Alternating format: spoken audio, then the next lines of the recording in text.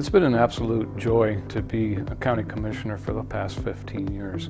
When I first started, there was a couple of things that became very evident. There was infighting and there was not a lot of cohesiveness. And one of the other things was the fact that we had significant debt in our county. So my personal goal was to get the county debt free, and another one was to be able to work together as a cohesive team. We've been able to do that over the years, and as a result, our county has become debt free, and we've been able to balance our budgets without increasing any taxes for almost the last 10 years. Now, that's significant, but we still have a lot more to do here in Tioga County. We need to focus on strengthening the safety and the security of our families. Mental health is something that we need to bolster in our next generation. The drug addiction, the video violence, and the general neglect in the families today are taking our youth on a crash course to destruction. We need to break that cycle for the next generation. Now, we do have some new programs happening in Tioga County. We have family finding, and we have a DEC program, which is drug endangered children. We have CASA, which is an advocacy for children that are coming out of drug addicted families. We have ACE's Place, which is going to take newborns that are addicted when they're coming out of the womb. And we also have Handle with Care, which is a program that alerts the schools if there's a traumatic event in a child's life. No one is more familiar with these programs. I'm a foster parent, and I would like to be around for the next 4 years to mature these programs for our community. Another critical priority is to focus efforts to address economic and workforce development issues, such as creating and sustaining better family supporting jobs. Growing up on a dairy farm, I am certainly familiar with the issues faced by working class families. One of my favorite children's stories is The Lorax. I think the author wrote it about Tioga County.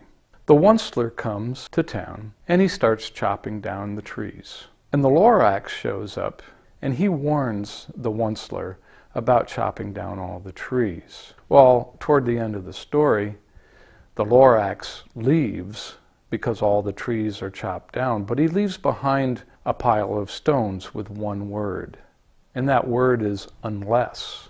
Now it takes a while, but a little later on in the story we do find out what that word unless means, because the next generation, a young boy, comes and talks to the Onceler, and he finds out what the word means. Unless someone like you cares a whole awful lot, nothing is going to get better. Well, how does that relate to Tioga County? There was a seed planted by this boy, and the trees began to grow again. And our economic development, I believe, is much the same. We don't have a whole lot at this point in time, but there's a seed that has been planted. The commissioners have been having economic summits, and we need to keep growing that seed. And that's another reason I want to be here for the next 4 years, to be able to help foster that seed growth in economic development. Another critical situation is our emergency services. When I first started responding at the age of 17 as a volunteer fireman and an EMT, that was a way of life for many of us. We had a sense of obligation to our community. The volunteers have been rapidly declining over the years, and it's gotten to the point where we're in a crisis mode. We simply do not have enough volunteers to answer the calls today.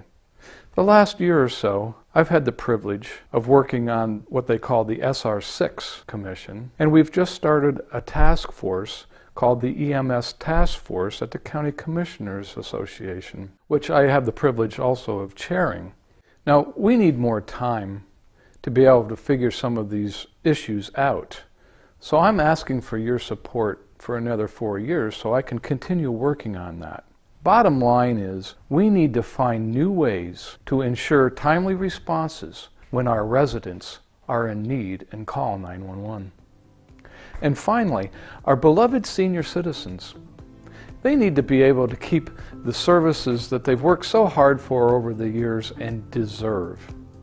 As past chair of Area Agency on Aging, I have always been a constant advocate in Harrisburg for these services to remain in place for them. Over the next few months, I will be out and about as much as I can because I want to listen, I want to hear what the issues are in your mind. I also invite you to check out my website as well as my Facebook. But the bottom line is, I cannot do it alone. So let's believe and achieve together.